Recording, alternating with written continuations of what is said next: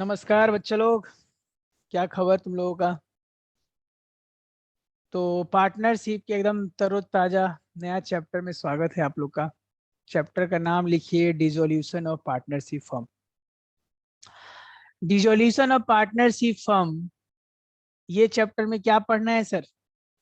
देखो, जब क्लास 12 में ताजा ताजा आए थे ना, नया नया, तो हम लोग को पढ़ाया गया पार्टनरशिप में सबसे पहले फंडामेंटल, मतलब पिक्चर शुरू हुआ, फिर गुडविल का चैप्टर आया एक तो, ठीक ना, फिर एडमिशन, फिर रिटायरमेंट, और अब आ गया है पार्टनरशिप को भंग, मतलब अंत, दुकान बंद करने का टाइम।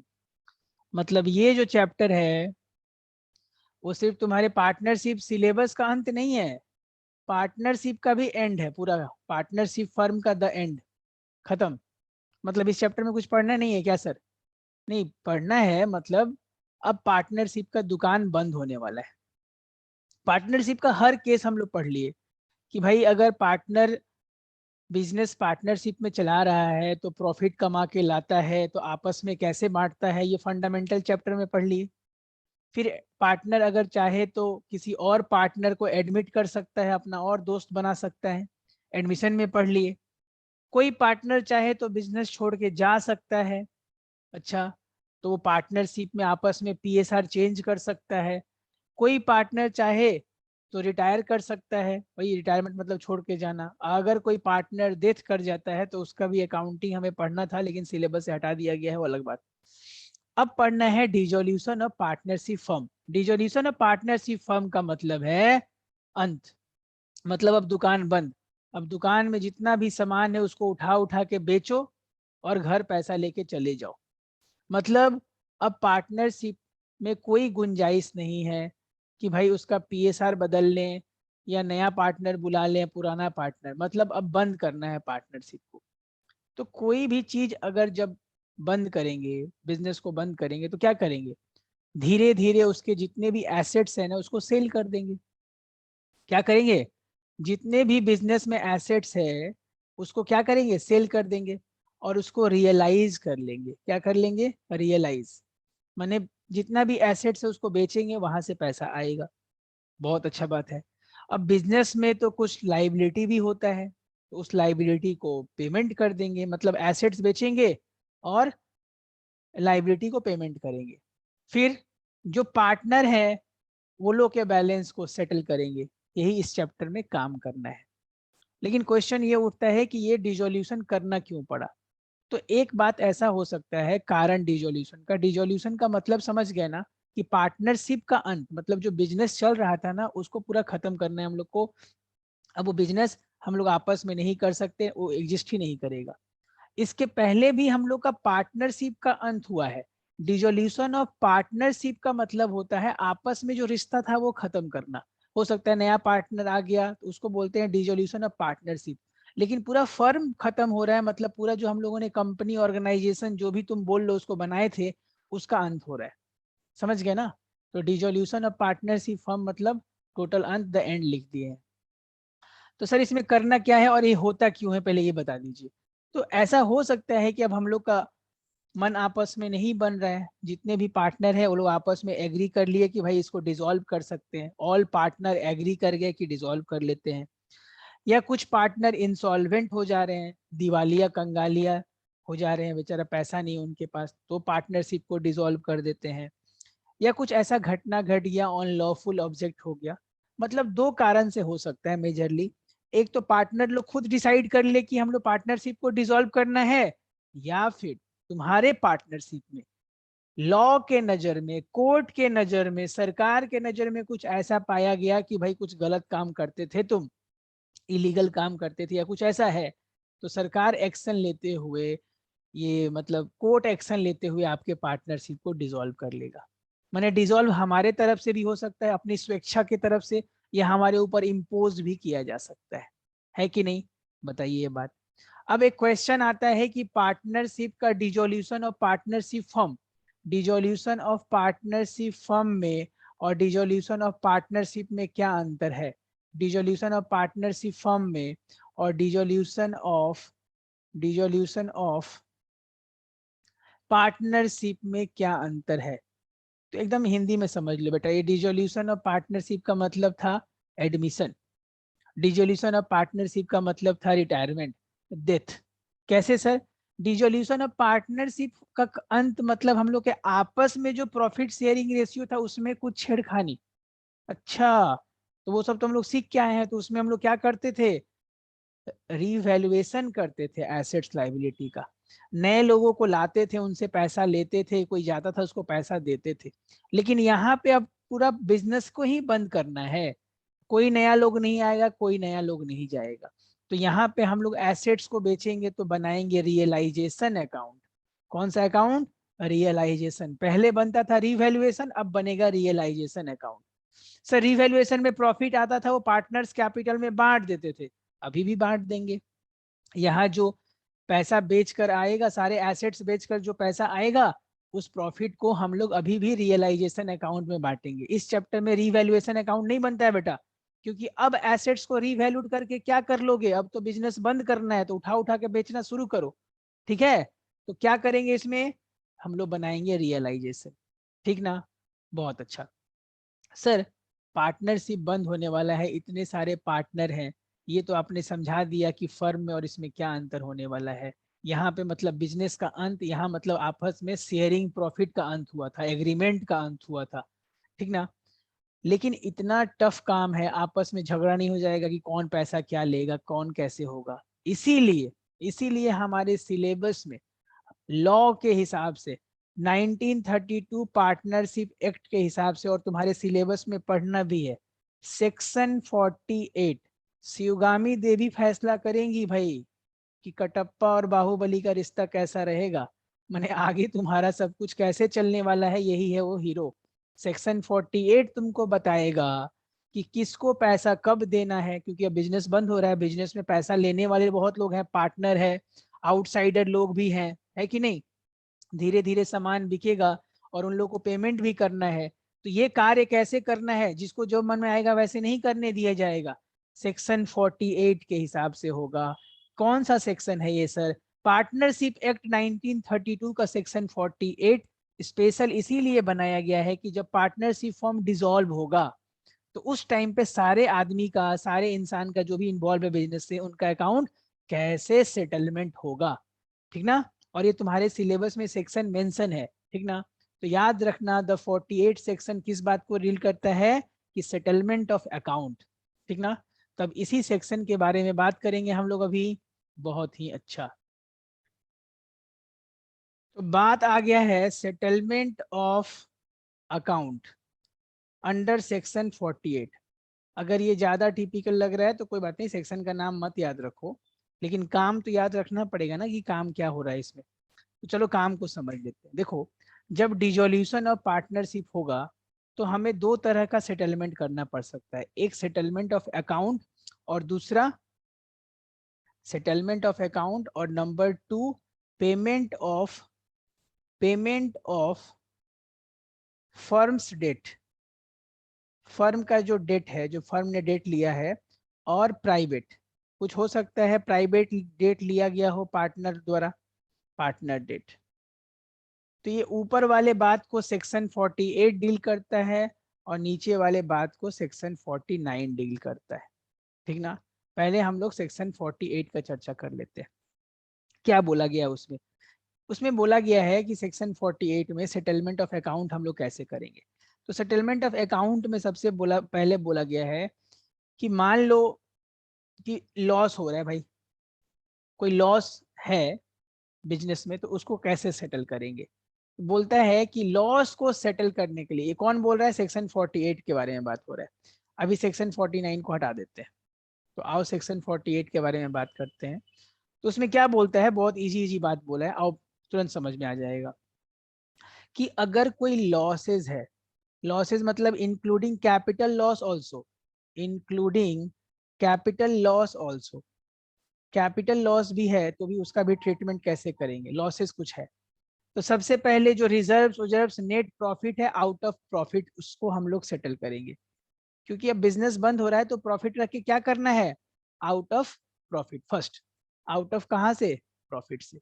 सर प्रॉफिट भी कम पड़ रहा है तो आउट ऑफ कैपिटल, मतलब वो लॉस को सहना पड़ेगा, कैपिटल से माइनस करना होगा, कैपिटल आउट ऑफ कैपिटल।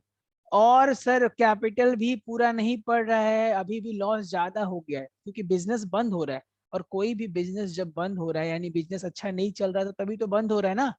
तो जरूरी नहीं है कि अगर कोई बिजनेस अच्छा चल रहा होगा तो उस समय अगर हम उसको सेल करेंगे तो ये सब नौबत ही नहीं आएगा, मस्त ज्यादा पैसा मिलेगा, एकदम सब लोग खुश रहेंगे। बिजनेस घटिया चल रहा है, नहीं चल रहा है, तभी तो आपस में झगड़ा हुआ होगा तो इसको बंद करना पड़ रहा है, तो उसमें लॉसेस बहुत सारे हो रहे होंगे।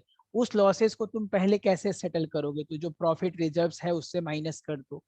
सर उससे भी पेट नहीं भरा, लॉस बहुत ज्यादा मोटा लॉस हो गया है, तो आउट ऑफ कैपिटल माने अब कैपिटल से कम करना शुरू करेंगे। मतलब सर ABC पार्टनर है, सब लोगों ने पैसा देकर रखा था, बोलेंगे भाई तुमने 5 लाख 3 लाख 2 लाख दिया था, अब उस लॉस को कर, क्योंकि बिजनेस तो तीनों ने मिल के किया है, तो लॉस होने के कारण तुम्हारा कैपिटल अब रिड्यूस कर दे रहे हैं। 5 लाख से लॉस घटा दो, हो सकता है किसी का 4 लाख बचा, किसी का 2 लाख, किसी का 1 लाख। सर लॉस बहुत ज्यादा था सर, कैपिटल भी नहीं संभाल पाया, तो जो पार्टनर है ना वो अपने घर से पैसा लेके आएंगे, क्योंकि याद करो पार्टनर जो होते हैं ना उनका लाइबिलिटी अनलिमिटेड होता है कि नहीं, सोल प्रोपराइटर में और पार्टनरशिप में, ठीक ना, क्या होता है, हेलो, क्या होता है बता दो, अनलिमिटेड लाइबिलिटी। तो लास्ट में if necessary bye partner individually in the ratio, ठीक ना, वो लॉस को सहेंगे वो लोग कैसे, आपस में PSR प्रॉफिट शेयरिंग रेशियो में उस लॉस को सहना पड़ेगा और उनको पैसा लाना पड़ेगा। तो लॉस को डील करने का 3 तरीका हो सकता है, out of capital, out of profit, out of, और नहीं तो लॉस जितना लास्ट में बच जाए उसको PSR, ठीक ना। ये सिचुएशन शायद एग्जाम में ना आए तुम लोग के प्रॉफिट का, लेकिन ये जो अभी बोलने जा रहा हूँ ना ये आएगा।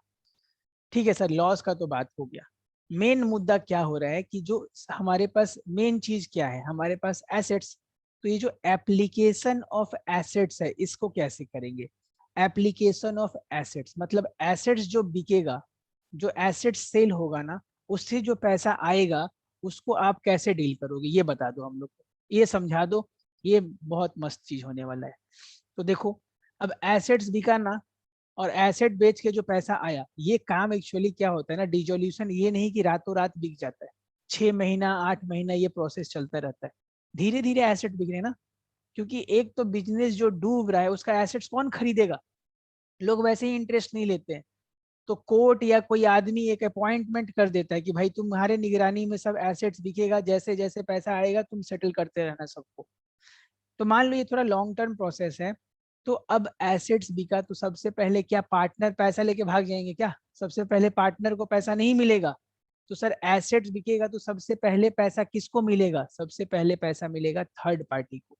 ये थर्ड पार्टी कौन है सर, थर्ड पार्टी कौन है सर ये बता दीजिए आप। थर्ड पार्टी है बेटा जो आउटसाइडर लोगों ने जो बिजनेस को लोन दिया है, जैसे सर मान लो किसी बैंक ने लोन दिया है, किसी क्रेडिटर ने हम लोग को कुछ सप्लाई किया था सामान, पहले पेमेंट उनको होगा। पहले पेमेंट किसको होगा, जो फर्म को थर्ड पार्टी ने डेट दिया है उन लोग को पहले पेमेंट होगा, यानी पहला पेमेंट आउटसाइडर लोग को होगा, लोन का होगा। ठीक है सर, उसके बाद पेमेंट किसका होगा सर, उसके बाद पेमेंट होगा पार्टनर्स लोन का। हो सकता है कुछ पार्टनर्स ने बिजनेस को लोन दिया हो, उनको पहले पे करेंगे। ठीक है सर, उसके बाद किसको पेमेंट करेंगे, समझ रहे हैं ना, पहला इज्जत किसको मिल रहा है, आउटसाइडर लोग। आउटसाइडर लोग को पहले पेमेंट करके नक्की करना है, ये नहीं तो आउटसाइडर लोग बोलेगा ये कैसा बिजनेस कर रहे हैं लोग, हम लोग से पैसा भी ले लिया, पैसा डुबा भी दिया और सारा सामान बेच के खुद पैसा लेके भाग जा रहे हैं, ये नहीं चलेगा। ठीक ना, तो पहले पैसा किसको देना पड़ेगा, थर्ड पार्टी को। तुम बोले सर हम लोग भाग जाए तो कौन देखने वाला है, बेटा ये सब कोर्ट के निगरानी में होता है, समझे ना, ये सब बहुत लीगल इशू का काम है और लंबा प्रोसेस चलता है, गवर्नमेंट का भी इंटरवेंशन हो सकता है इसमें। तो हम लोग अकाउंटिंग पढ़ते हैं, रियल लाइफ में नहीं जाते हैं, चोर चोट्टा नहीं बनना हम लोगों की, पैसा लेके कैसे भागे, नीरव मोदी मरने का ट्रेनिंग बाद में लेना, पहले समझो इधर। तो थर्ड पार्टी को पहले पेमेंट हो जाएगा, पार्टनर्स लोन का पेमेंट उसके बाद, अगर कुछ है तो, मैंने दोनों एक ही टाइप के नेचर के हो गए। सर अब जो एसेट बच रहा है उसको बेच के क्या करें, तो अब हम लोग किसको पेमेंट करेंगे, पार्टनर्स को। अब हम पार्टनर्स को पेमेंट करेंगे। किसको पेमेंट करेंगे? पार्टनर्स को। पार्टनर्स के कैपिटल अकाउंट में जिसको जितना बनता है उतना। सर अभी भी कुछ एसेट्स बच गया। अच्छा, ऐसा तो बचेगा नहीं, लेकिन फिर भी बच जा रहा है, तो उससे जो फायदा हो रहा है वो PSR रेशियो में, प्रॉफिट शेयरिंग रेशियो में पार्टनर्स कैपिटल में ही बांट देंगे। ये सिचुएशन आएगा ही नहीं। आएगा मैंने हाइपोथेटिकली आ सकता है, रियल लाइफ में आता नहीं है, क्योंकि भाई बिजनेस में एसेट्स ऐसे ही कम पड़ने वाला है, लाइबिलिटी ज्यादा होने वाला है। उल्टा पार्टनर्स कैपिटल में कम ही पैसा उन लोग को मिल पाता है, क्योंकि इतना गंदा बिजनेस किए हो कि जो हमारा बिजनेस है, जो तुम्हारा इन्वेस्टमेंट है वो भी डूबने वाला है। ठीक ना? तो सेक्शन 48 क्या समझा रहा है कि हम लोग अकाउंट्स को कैसे सेटल करेंगे, थोड़ा क्लियर कर लेते हैं। कि अगर लॉसेज वॉसेज है तो उस लॉस को जो हम लोग का प्रॉफिट है ना उससे सेटल कर दो। सर नहीं सेटल हो रहा है तो आउट ऑफ कैपिटल, कैपिटल में बांट दो। ठीक है? वहां से भी नहीं हो रहा है तो इंडिविजुअल को पैसा लेके आना पड़ेगा, उससे सेटल करना पड़ेगा। किस रेशियो में? प्रॉफिट शेयरिंग रेशियो में। ठीक ना? फिर हम लोग को यहाँ सीखना था ये बात कि ये जो थर्ड पार्टी का जो पैसा है, अगर हमारा एसेट्स बिकना शुरू हो गया, एसेट्स का सेल होना शुरू हो गया, तो सबसे पहले एसेट बिकेगा तो पेमेंट किसको होगा? थर्ड पार्टी को। थर्ड पार्टी मतलब सर क्रेडिटर, बैंक लोन, ये सब को। फिर पार्टनर के लोन को पेमेंट होगा, पैसा बच जाएगा तो पार्टनर्स को मिलेगा लास्ट में। समझ गया कि नहीं? बहुत अच्छा, यहाँ तक क्लियर है। अब चलते हैं, बात करते हैं सीधा काम का, कि सर डिजोल्यूशन होगा तो हम लोग को करना क्या है, ये बताइए। एकदम सीधा हिसाब। डिजोल्यूशन का जो काम है ना, वो 2 स्टेप में बटा हुआ है। ये शुरू से ही बोल दिया, डिजोल्यूशन का जो काम है 2 ऐसे। पहला, एसेट्स को बेचो मतलब रियलाइज करो और लाइबिलिटी को पेमेंट करो। और दूसरा, दूसरा काम क्या बचा है सर? जो एक्स्ट्रा पैसा बच गया वो पार्टनर्स कैपिटल में बांट के नक्की करो, कहानी खत्म। मतलब पहला काम रियलाइजेशन बनाना, एसेट्स को रियलाइज करना और लाइबिलिटी को पे करना, लाइबिलिटीज को पे करना, लाइबिलिटीज को पे करना। और दूसरा काम क्या है? दूसरा काम है सेटलमेंट ऑफ, किसको सेटल करना है? Settlement of partners, settlement of partners capital, settlement of partners capital account को सेटल करना, उनके बैलेंस को जो भी सेटल करना। ठीक है ना? तो सर इसमें अकाउंट कौन कौन सा खुलेगा अगर देखा जाए तो सिंपल समझा देता हूं। जो पहला अकाउंट खुलेगा वो खुलेगा रियलाइजेशन। कौन सा अकाउंट? रियलाइजेशन। और रियलाइजेशन अकाउंट क्या होता है उसके बारे में थोड़ा चर्चा करते हैं। रियलाइजेशन अकाउंट में हम लोग को कुछ नहीं करना है। इधर देखिए, जितने भी हमारे पास एसेट्स है ना, सारे के सारे, सारे के सारे एसेट्स को बुक वैल्यू के ऊपर इधर डेबिट साइड में कॉपी करना है। बुक वैल्यू के ऊपर, बुक वैल्यू मतलब जो बैलेंस शीट में दिख रहा है वो सब का सब यहाँ कॉपी पेस्ट। मतलब plant and machinery copy paste, debtor copy paste, जो जो उधर दिख रहा है स्टॉक कॉपी पेस्ट। समझ में आया ना सर? गुडविल हुआ तो कॉपी पेस्ट, सबको कॉपी पेस्ट कर दो।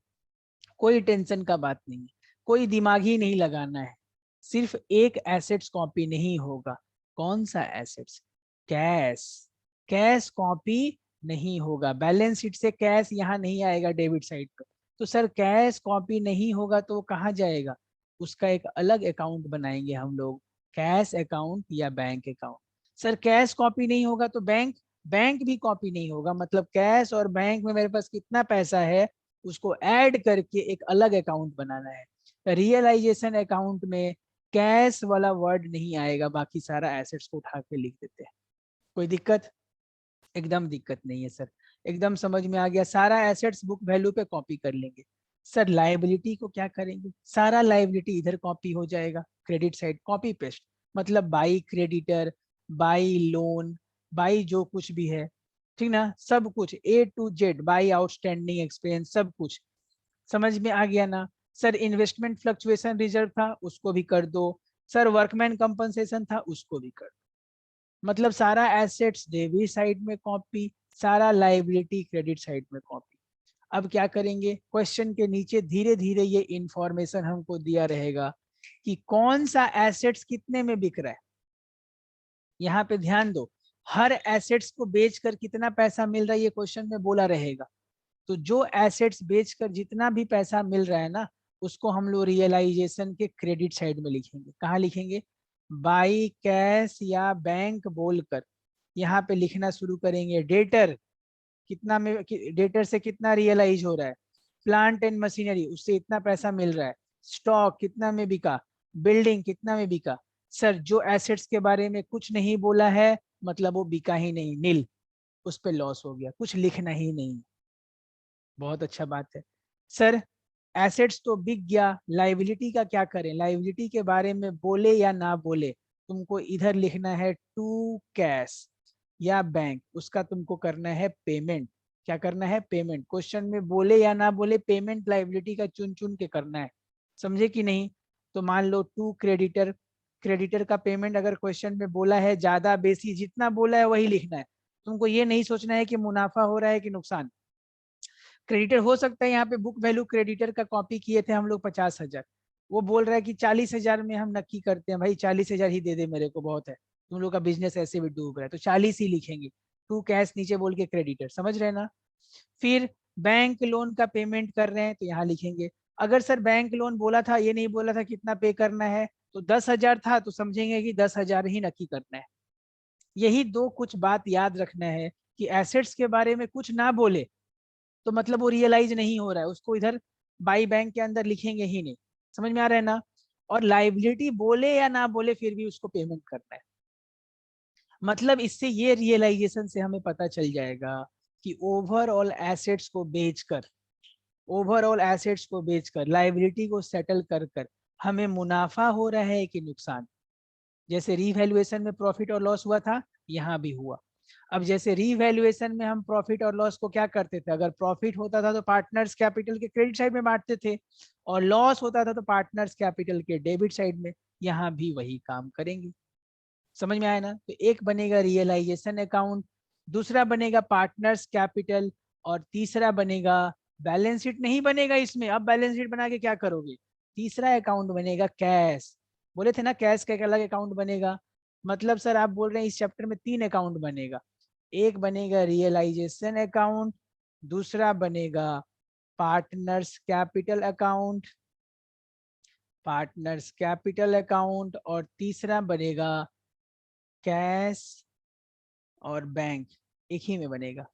और एक चौथा भी बनेगा बेटा, वो बनेगा पार्टनर्स का loan account. Partners loan account उसको अलग से डील करेंगे, पार्टनर का जो लोन का पैसा। मतलब ये तीनों पांडव, ये हो गए आपके कौरव। कौरव ना कर्ण बोल देते हैं, कौरव थोड़ा अपोजिट हो जाएगा। ये 3 अकाउंट का ही खेला है। सर रियलाइजेशन हम लोग क्यों बना रहे हैं, फटाफट बोल दो, नेक्स्ट वीडियो में क्वेश्चन बनाएंगे हम लोग। रियलाइजेशन बना रहे हैं सारे एसेट्स को रियलाइज करने का प्रोसेस क्या है सर, सारा एसेट्स डेबिट साइड में कॉपी, सारा लाइबिलिटी क्रेडिट साइड में कॉपी। सर लाइबिलिटी मतलब पार्टनर्स कैपिटल, क्या partners capital Munna, partners capital account में कॉपी होगा, वो लाइबिलिटी नहीं होता है, ठीक ना। वो इंटरनल, समझ गए ना, इंटरनल लाइबिलिटी है कैपिटल, वो वहां जाएगा, उसका जगह बना है। रिजर्व विजर्व जो भी रहेगा वहां बांट देंगे, ठीक ना। और कैश अकाउंट कॉपी नहीं होगा, वो कैश में जाएगा, ठीक है। पार्टनर्स लोन का बैलेंस ये चैप्टर का पूरा समरी है, यही काम हम लोग को करना है। तो डिसोल्यूशन में मतलब बिजनेस बंद, रियलाइजेशन बनाएंगे, पार्टनर्स कैपिटल बनाएंगे, बैलेंस शीट नहीं बनाएंगे, ठीक ना, और एक लोन अकाउंट बनाएंगे, ठीक है। अब नेक्स्ट क्लास में मिलेंगे तो रियलाइजेशन का क्वेश्चन बनाएंगे और इसको डिटेल में समझेंगे। यहाँ तक क्लियर है। हाँ, बहुत अच्छा। मिलते हैं नेक्स्ट क्लास में, तब तक खुश रहिए और क्वेश्चन बनाते रहिए। चलिए रखता हूँ।